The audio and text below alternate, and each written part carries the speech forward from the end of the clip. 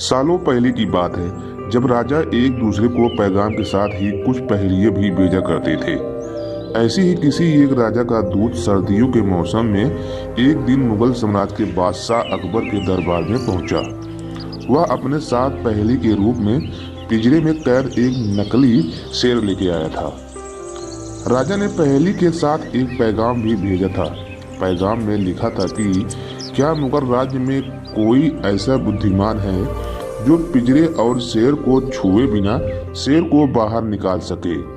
अब मुगल सम्राट अकबर सोच में पड़ गए कि आखिर शेर और पिंजरे को हाथ लगाए बिना भला शेर को कैसे बाहर निकाला जा सकता है। पहेली के साथ भेजे गए पैगाम में यह भी साफ लिखा था कि पिंजरे से शेर को बाहर निकालने के लिए एक व्यक्ति को एक ही बार मौका मिलेगा। अकबर काफी परेशान हो गए।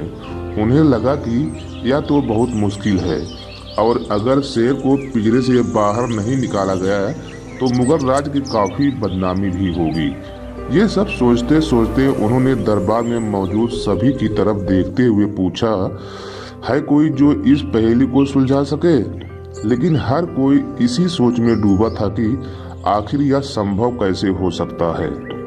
अकबर के पूछने पर जब किसी ने जवाब नहीं दिया तो उन्हें अपने वजीर बीरबल की याद आई, जो सभा में मौजूद नहीं थे। उन्होंने तुरंत दरबार को भेजकर बीरबल को दरबार में हाजिर होने का आदेश भिजवाया। लेकिन अफसोस बीरबल किसी सरकारी काम से राज्य से बाहर गए हुए थे। रात भर अकबर इसी सोच में डूबे रहे कि आखिर पहेली को कैसे सुलझाया जाए। दूसरे दिन बीरबल दरबार लगा, लेकिन बीरबल की कुर्सी खाली देखकर अकबर उदास हो गए। बादशाह ने एक बार फिर दरबारियों से पूछा, क्या किसी के पास इस शेर को पिंजरे से बाहर निकालने की कोई तरकीब है। इतने में एक दरबान अकबर को सामने आया और उसने शेर को पिंजरे से निकालने की कोशिश की, लेकिन वो नाकाम रहा। दूसरे दरबान ने पहेली को सुलझाने के लिए एक जादूगर को बुलवाया, लेकिन वो भी विफल रहा। कोशिश करते करते शाम होने को आ गई। तभी बीरबल दरबार में पहुंच गए। अकबर को परेशान देखकर बीरबल ने पूछा, क्या बात है सम्राट, आप इतने परेशान क्यों हैं। बादशाह ने तुरंत शेर से जुड़ी पहेली के बारे में बीरबल को सब कुछ बताया।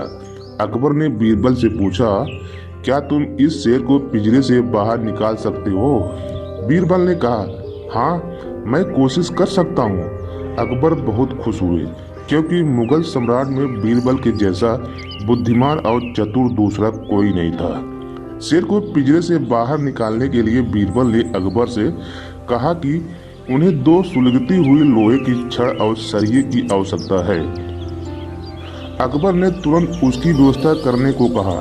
जैसे ही बीरबल को लोहे की छड़ मिली तो उन्होंने पिंजरे को छुए बिना छड़ को अंदर पहुंचाकर उसे नकली शेर पर रख दिया।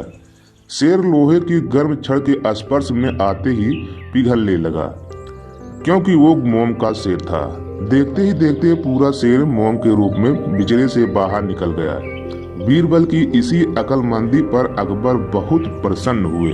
उन्होंने बीरबल से पूछा, अरे आखिर तुम्हें पता कैसे चला कि यह पिंजरे के अंदर मोम का शेर कैद है। बीरबल ने बड़ी ही नम्रता से जवाब दिया, हजूर बस शेर को गौर से देखने की जरूरत थी। मैंने जब पहेली के बारे में जानने के बाद उसे गौर से देखा तो लगा कि यह मोम का शेर हो सकता है। साथ ही राजा ने यह भी नहीं बताया था कि शेर को कैसे बाहर निकालना है, तो मैंने उसे पिघलाकर बाहर निकाल दिया। इधर दरबार में बीरबल की जय जयकार होने लगी। उधर पहेली के लेकर अकबर के दरबार पहुंचा राजदूत अपने राज्य वापस लौट गया और बीरबल के इस कारनामे के बारे में राजा को बताया। कहा जाता है कि उस दिन के बाद से राजा ने ऐसी पहेली भेजना छोड़ दिया था। मोम का शेर। इस कहानी से सीख अक्लमंदी से सब कुछ संभव है। हर जगह बल नहीं बल्कि बुद्धि का प्रयोग किया जाना चाहिए। दिमाग से हर समस्या का समाधान हो सकता है।